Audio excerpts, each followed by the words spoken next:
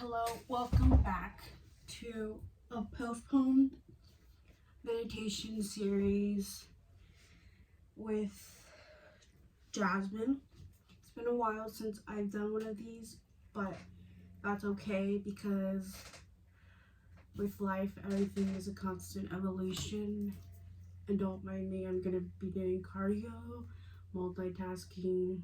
Pad just got low battery and shut off, which is perfectly fine. It's exactly doing what it's supposed to function to do. You know, all smart devices kind of need to be charged to reroute.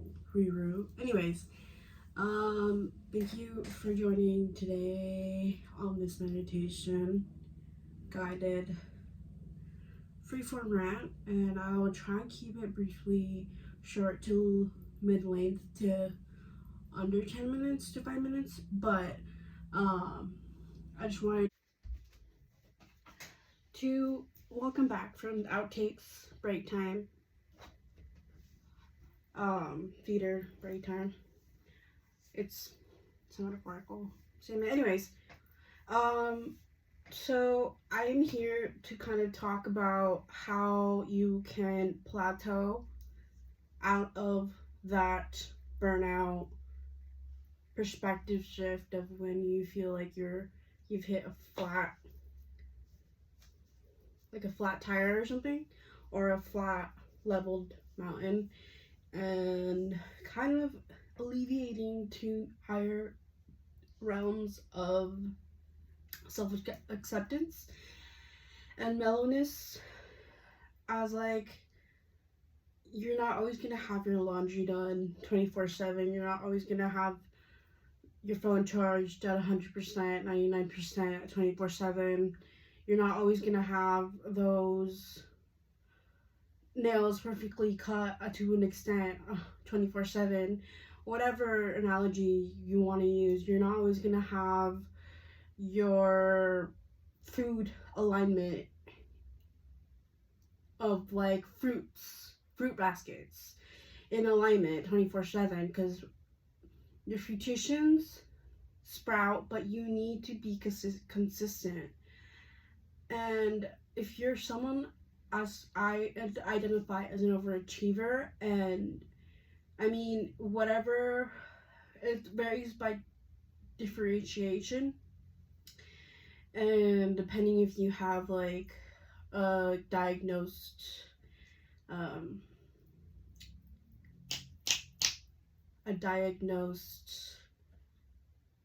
identity or not. I'm not disclosing or identifying that I have a given identity, but some people communicate and kind of are able to adapt to overcoming challenges depending on how they identify. And the real world analogy is that not everybody will be able to kind of, whatever might float your kayak won't float somebody's boat, because that analogy there is that somebody with a kayak was able to get the same result with the boat, and somebody without a boat or a kayak were able to get the exact same results, in analogy, the same boat to the same environment, because they simply believe in themselves. And so just because you are able to kind of adapt to that environment, it's more of like, okay, like, how are you presenting to yourself? If everybody got to the same environment with different tools, at the end of the day, it's like, okay, like your actions showed, hey, I got to this given environment because I brought myself here. And at the end of the day, it's like, however the balls roll, you're not responsible for how people perceive your accomplishments, but just remember that confidence is silent and ego is loud. And so you get a brand new tennis ball packet, it's not always going to be, they're not going to be clean. You have to use them.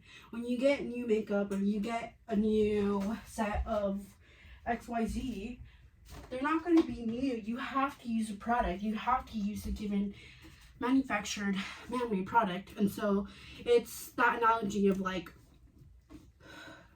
seeing the outskirts of like realism, and it's like, okay, like if somebody does a house tour for a given XYZ, let's say there's a communication scholar and a realtor, it's like, okay, like we're gonna start at the laundry room, because reality is nobody has their laundry 24/7. If you want all of your laundry done, you have to literally physically be bared-eyed to have all your laundry done, right? And so like that's the reality of life. And it's like, if you get in your tennis ball pack at whatever given choice of store, Amazon Go, or whatever, all other components, XYZ, it's okay, we're gonna start at the laundry room, because that's the reality. Like people understand that.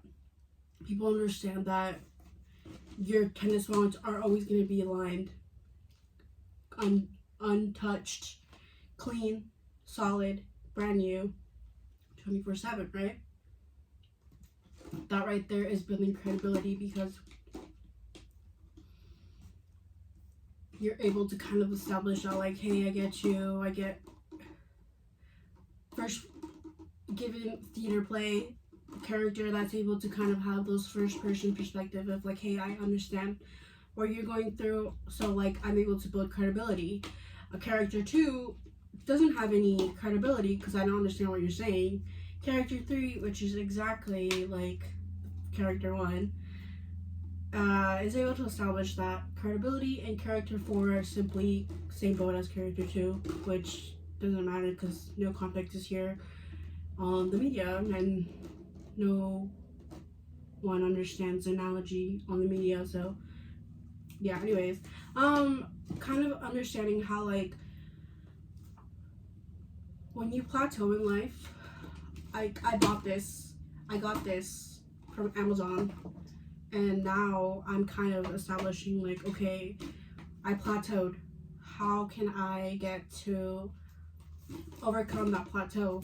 But you need to realize that shifting your perspective of like, I didn't plateau, I leveled up, and now when I first set to accomplish this level up, it seemed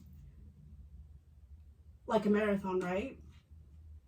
But now you're comfortable running those laps, and that marathon feels like a pre-workout, right? Like you're drinking pre-workout protein, like you're drinking pre-workout whatever given type of fountain drink, pop, soda, Coca-Cola, whatever desired protein drink, or just given hydration drink. You haven't plateaued. You're not in unalignment. You just overcame that, and now what seemed difficult at first is now your pre-workout. Like you are able to kind of shift that perspective. It's like everything was hard at the beginning, right? So like now that you accomplished that, and it's your pre-workout now, that's where the abundance lies, because you are laying the foundations to overcoming new realms of self-meditation. And it's understandable that somebody can have a lot on their plate, and exactly that's the point. Anyways, just kind of wanted to hear and kind of do a self-meditation, and understanding how like fuego, or like your fruitions, that you are able to kind of step away from the materialism when you are under a lot of on your plate. Just shift that perspective, be like, whoa, like I accomplished what I set out to do. Now this is my pre-workout. And so that's where the power is, shifting your perspective for abundance that was already there. You just see it in a different lens. Okay, anyways, I'm going to go charge my iPad. And yeah, thank you for tuning in to this meditation guide. Remember to kind of get back to what you were doing, or don't get back to what you're doing. This is a free will life. Yeah. Anyways, gotta go.